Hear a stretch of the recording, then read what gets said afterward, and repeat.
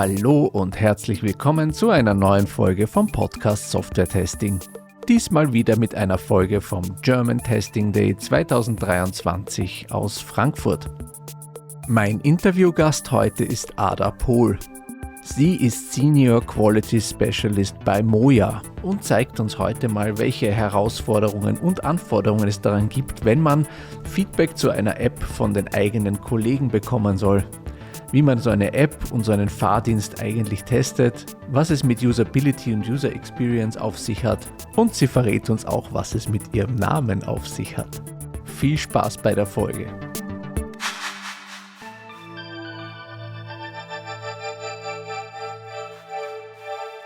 Hallo Ada, schön, dass du da bist. Schön hier zu sein. Jetzt ist ja, Ada ist ja ein besonderer Name. Du hast ganz gut angeteasert. Wie kommt denn der zustande? Meine Eltern sind beide Diplom-Informatiker und haben mich dann nach Ada King Byron Contest of Lovelace benannt. Also ich dachte so, hey, wenn wir schon in der IT sind, dann aber richtig. Und bei meiner Schwester haben sie gleich noch einen draufgelegt und aus ihrem Vornamen ihre Initialien gemacht. Also sehr rekursiv. Das ist ja Wahnsinn. Ja, sehr spannend. Ne? Ja gut, das haben wir uns ja mal Gedanken gemacht über den Namen. Das ist auch richtig. Ja, aber es soll ja jetzt heute nicht um deinen Namen gehen, sondern wir sind hier am German Testing Day in Frankfurt 2023 wieder mal in echt und in live und in Farbe. Und du hattest auch gerade einen Vortrag gehalten, wo es darum geht, mit Kollegen zu arbeiten, die als Tester, wie man von denen Feedback bekommt. Und das Thema, das möchte ich natürlich auch gerne hier im Podcast haben und deine Erfahrung dazu hören und auch deinen Kontext. Du bist ja bei Moja. Genau. Vielleicht magst du da einfach mal kurz erzählen, was du dort machst und damit man das einordnen kann. Moja ist ja ein Ride-Sharing-Service, heißt, wir bieten Trips an, die gepoolt werden. Also wir haben unsere eigenen Fahrzeuge, wir haben eine App, in der du deinen Trip buchen kannst, der dann in einem Navigationssystem für den Fahrer gebaut auftaucht, womit der Fahrer dann wieder interagieren kann, was dann wieder auf noch einem weiteren Screen hinterm Fahrer für den Kunden im Fahrzeug wieder auftaucht, plus noch ein paar weitere Apps. Alles in-house gebaut, also wir nennen uns gern ein Full-Stack Ride-Sharing-Service, weil wirklich alles drumherum von uns und für uns ist. Selbst die Fahrzeuge haben wir mit VW zusammen selbst entwickelt. Würdest nicht mehr erkennen, dass es mal ein E-Crafter war. Und selbst designt, selbst geguckt, was sollten wir für Sitze haben, damit es auch die netteste Atmosphäre für den Kunden am Ende dann auch bietet, sodass wir wirklich von Anfang bis Ende alles selbst machen. Selbst die Fahrer sind bei uns angestellt. Ah ja, also und wie ist so ein typischer Ablauf, damit wir das auch noch so haben? Also ich möchte jetzt damit fahren, was mache ich? Im Grunde nimmst du dein Telefon in die Hand, öffnest unsere App, gibst ein, von wo du fahren möchtest und sagst dann, wenn du mit dem Preis, der dir vorgeschlagen wird und mit der ungefähren Zeit einverstanden bist, okay, jetzt buchen. Und dann geht das in unsere Algorithmen hinein, die dann gucken, welches Fahrzeug ist am besten geeignet für deine Bedingungen, für deinen Trip. Und wenn wir eins finden, dann sagen wir, hier, für dich gebucht. Das Fahrzeug kann sich dann, bis es tatsächlich so weit ist, noch ändern, damit wir halt immer gucken, welches Fahrzeug bleibt denn am besten geeignet, weil wir nachher dann versuchen, möglichst viele Kunden zusammen zu poolen, die auf dem gleichen Weg liegen. Ja, und dann gehst du nur noch zu dem Punkt, den wir dir nennen. Wir dürfen dich nicht direkt da abholen, wo du möchtest, weil wir sind kein Taxiunternehmen und unsere Konzession erlaubt uns nicht, von Haustür zu Haustür zu fahren, sondern nur von sogenannten digitalen Abholstops, die die Stadt uns vorgibt. Aber der Radius, das ist dann immer in einem Fußwegradius von 250 Metern, also machbar. Und dann steige ich da ein und da sitzt vielleicht schon jemand oder es kommt noch jemand dazu und irgendwo steige ich dann wieder aus. Genau. Ja. Ist ja spannend. So, und da wollt ihr natürlich auch testen. Ne? Da gibt es ja eine Menge zu testen, nehme ich an. Definitiv. Da haben wir ein ganzes Quality Chapter, die wir aufteilen auf unterschiedliche Streamline-Teams. Ich war bis vor kurzem in der App beschäftigt, die wir Vehicle Guidance Application nennen. Also das Navigationssystem für die Fahrer, mit denen sie dann auch mit dem Trip interagieren können. Also sagen, den Kunden habe ich aufgesammelt, den habe ich wieder abgesetzt. Der Kunde ist nicht aufgetaucht. Und diese App teste ich und dann haben wir ganz viele andere QAs, die noch all die anderen Bereiche abtesten. Und jetzt geht ja um das Thema deine Feedback von den Kollegen einzuholen. Wer sind denn die Kollegen?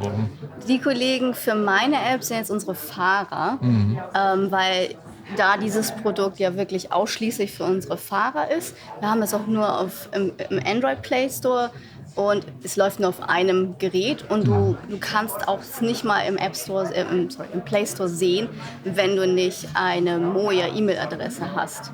Okay. Insofern es ist halt ein Business-Application, mit der halt auch keiner was anfangen könnte, wenn er nicht tatsächlich im Moja arbeitet und diese App für Moja verwenden möchte. Unsere Fahrer können zum Beispiel sich gar nicht selbst einloggen, das ist halt einfach immer gegeben.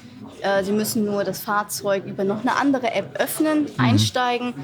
Pooling müssen sie nicht mehr anschalten, also sie müssen nicht mehr sagen, ich bin jetzt bereit, sondern sie müssen nur unseren Hub verlassen. Das ist dann so ein digitales Polygon, das dann bemerkt, oh, das Fahrzeug ist weg, jetzt bin ich bereit, jetzt nehme ich Trips an und dann kommt rein, was reinkommt. Und dann in den Hauptstoßzeiten haben Fahrer teilweise Probleme, Zeit zu finden, auf Klo zu gehen. So viel ist dann los. Okay. Ja. Und diese Fahrer sind also die quasi auch dann für deine App ja die Kunden sozusagen. Genau. Ja, und du wirst natürlich dann auch wissen, wie es denen geht damit. Ne? Genau, weil die haben ja auch einen sehr, sehr großen Need, dass das, womit sie aktiv arbeiten müssen, dass das für sie so funktioniert, wie es funktionieren sollte. Und das ist das Schöne, weil normalerweise können deine Kunden ja einfach sagen, dann benutze ich die App eben nicht, wenn sie nicht tut, was ich möchte, und gehen zu einer anderen. In dem Fall ist das ja nicht möglich. Insofern haben sie wirklich den Wunsch, uns Feedback zu geben. Und das ist sehr schön für uns. Und das nutzen wir dann auch auf diverse Art und Weise aus. Ja, und wieder zum Beispiel? Zum Beispiel, indem wir so monatliche Driver-Surveys rausschicken. Einmal im Monat kriegen die Newsletter mit einem Link zur Survey und können alles Mögliche an Feedback abgeben. Wir stellen dann Fragen zu bestehenden Features. Funktioniert das noch für dich? Oder manchmal auch weniger direkt, weniger gelenkte Fragen, sondern mehr so, hey, was ist so das aktuell, was dich am meisten stört bei der Arbeit? Kannst du deine Aufgaben ordentlich bewältigen? Manchmal fragen wir auch, was fehlt dir? Könnten wir die App noch irgendwie besser machen? Brauchst du mehr Infos oder weniger Infos? Weil letztendlich ist es ja eine Application, die sie während der Fahrt verwenden. Und während der Fahrt das Allerwichtigste ist natürlich immer auf den Verkehr zu achten und auf die Fußgänger und Fahrradfahrer und all die anderen Leute. Insofern darf die App sie nicht davon ablenken, aber trotzdem muss es sie ermöglichen, ihren Job zu machen. Und wer kann uns am besten sagen, was da tatsächlich wichtig ist oder überflüssig ist, als die Leute, die die App wirklich benutzen. Insofern durch diese Surveys kriegen wir dann Tendenzen raus, was ist gerade besonders benutzerfreundlich, was fehlt, was für Ideen haben die Fahrer vielleicht auch. Und wenn wir dann all diese Infos haben, dann gehen wir teilweise mit Mockups, aber einfach auch mit weiteren vertieften Fragen in Interviews mit einzelnen Fahrern, die wir dann in so 3 Stages aufbauen. Also erstmal einfach alles an Wissen rausholen, was wir brauchen, um dann Mockups zu bauen und wieder zu ihnen zu gehen und wieder zu fragen und zu fragen und zu fragen, um mit dem Mockup dann anschließend und den ganzen Fragen, die wir beantwortet bekommen haben, ein neues Feature zu bauen, ein erstes funktionierendes Mockup, also wieder hinzugehen oder erstmal zu releasen und dann noch zu checken, hey, so, jetzt hast du es eine Weile verwendet, erfüllt es seinen Zweck, erfüllt es deine Erwartungen, macht es dein Leben leichter.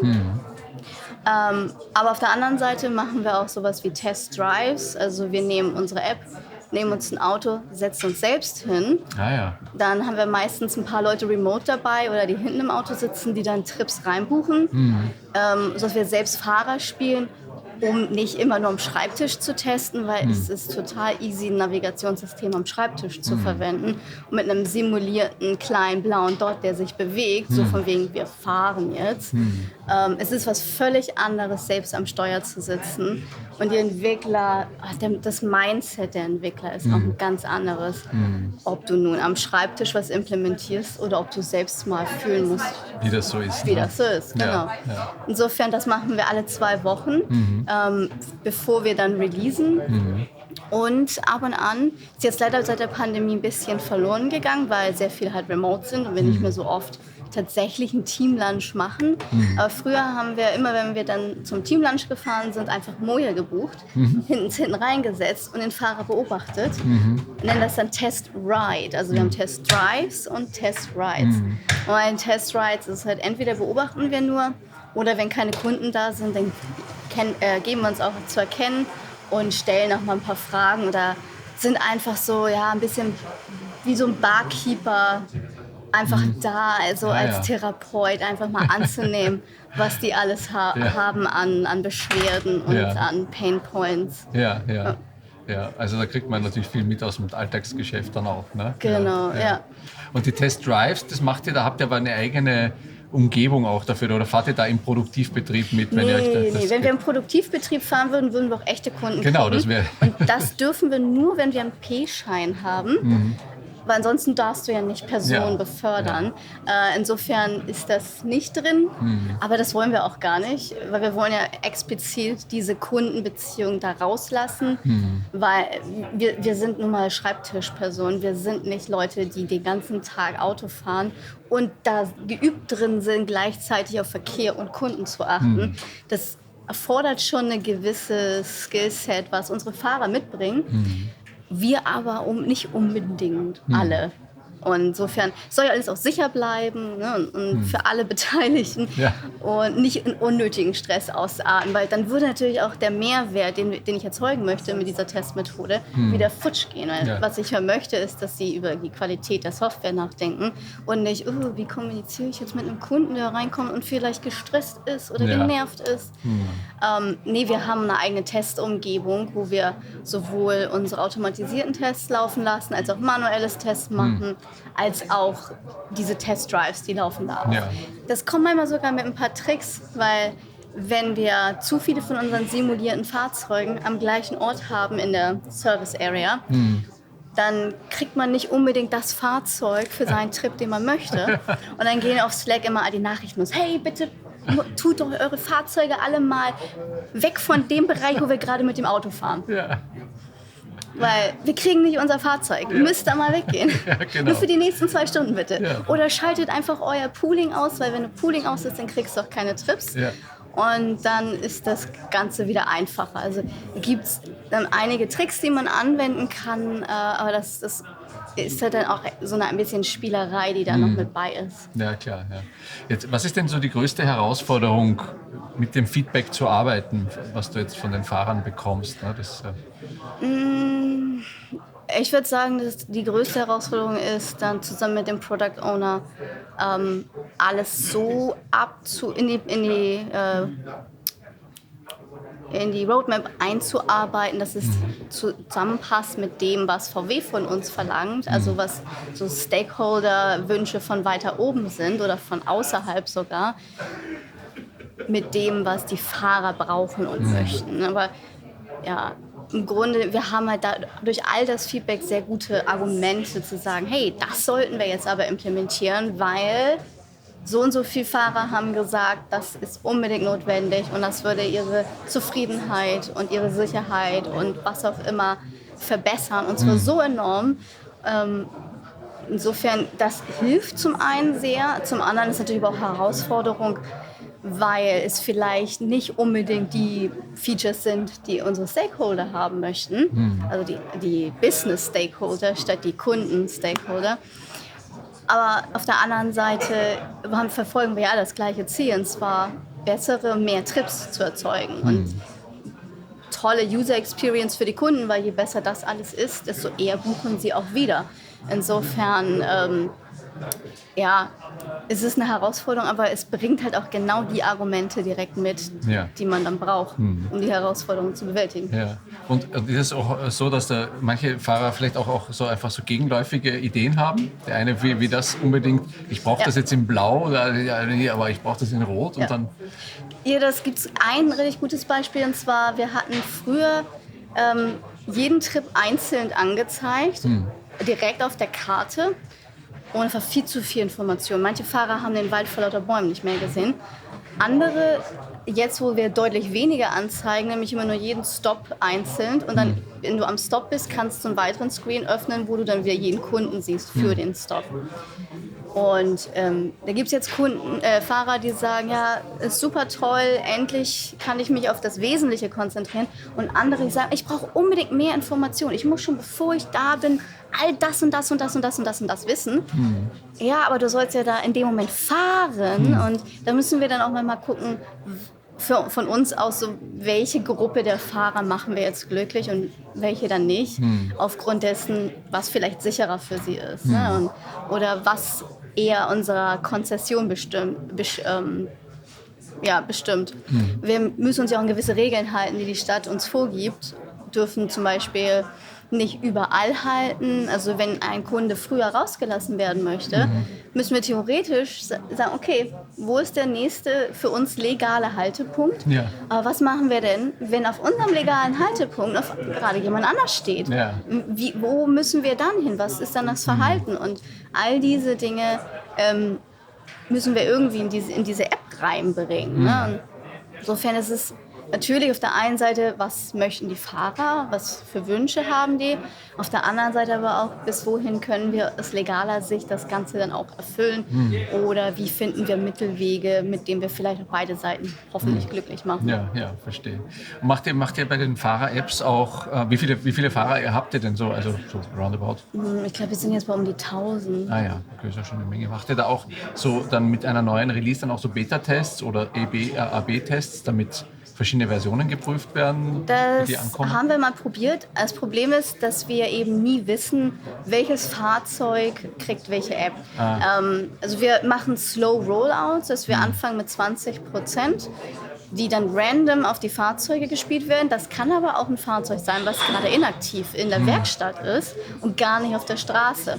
Aber wir fangen mit 20% an und wenn wir so nach 2 Tagen nichts Negatives hören, gehen wir auf 50% und wenn wir dann wieder 2 Tage nichts Negatives hören, dann gehen wir auf 100%. Weil alle Fahrzeuge sind gleich, gleiche Ausstattung, Tablets bleiben immer in den Fahrzeugen, die Fahrzeuge sind immer am Hub, Fahrer kommen zum Hub, suchen sich ein Fahrzeug aus, was einen ausreichenden Ladestand hat und sauber ist. Natürlich haben sie so ihre Präferenzen, welches Fahrzeug sie haben möchten, aber theoretisch ist es immer wieder ein anderes, du weißt halt nie, welcher Fahrer hat welches Fahrzeug. Und insofern ist es dann ein bisschen schwierig zu sagen, hey, heute hast du diese Features, morgen könntest du andere Features haben, weil es ja auf Fahrzeugebene ist und nicht auf Fahrerebene. Okay. Weil momentan aus Datenschutzgründen wissen die Fahrzeuge nicht wirklich, also die Navigations-App weiß gar nicht, welcher Fahrer mit ihnen fährt. Insofern ist das dann schwierig zu sagen, dieser Fahrer ist hier, hey, dann diese Beta-Gruppe. Ja, das ist natürlich dann schwierig umzusetzen. Genau. Na, das macht dann manchmal, wenn wir wirklich große Need dafür haben, dann sagen wir, okay, wir nehmen jetzt 20 Fahrzeuge raus, updaten die alle manuell und haben dann nur spezielle Fahrer, die damit fahren dürfen. Aber das ist so ein großer Aufwand, das machen wir wirklich nur, wenn es irgendwie ein Riesenfeature ist, was kritisch ist in irgendeiner Art und Weise. Ihr habt also da schon auch einen sehr, sehr reifen und durchdachten Prozess. Gibt es da irgendwas, wo du sagst, das ist so der Next Step, das wollen wir jetzt auch mal machen, um das noch zu intensivieren? Was die App angeht, eher nicht. Die ganze Firma bewegt sich ja gerade mehr Richtung Autonomous Driving.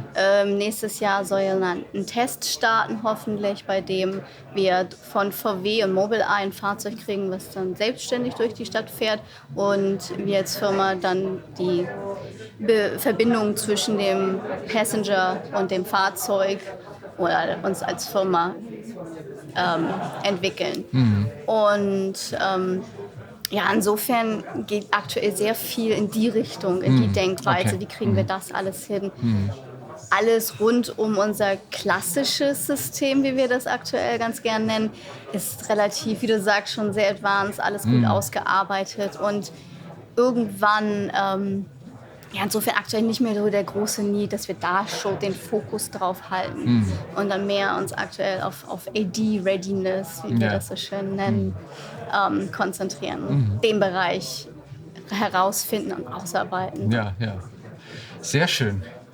Vielen lieben Dank, Ada. Das war ein super Einblick, finde ich. Das habe ich mir jetzt mal noch mal Augen geöffnet, was wir da auch alles machen kann und mit Feedback arbeiten zu können. Und wenn 2-Wochen-Zyklen sind, finde ich auch mega, da wirklich so intensiv am Ball zu sein. Ich kenne das häufig nur, dass dann so, da wird einmal im Jahr dann irgendwann mal wer gefragt, so ein bisschen was Dings, dann sammelt man sich an, das, was einem gefällt, nimmt man raus, den Rest lässt man sein. Ne? Aber ich habe das ja wirklich sehr, sehr gut strukturiert, so wie das klingt, und sehr einen intensiven Austausch hier auch mit euren Kunden in dem Fall, dass ja dann die Fahrer sind der App, die Kunden dieser App sind. Ne?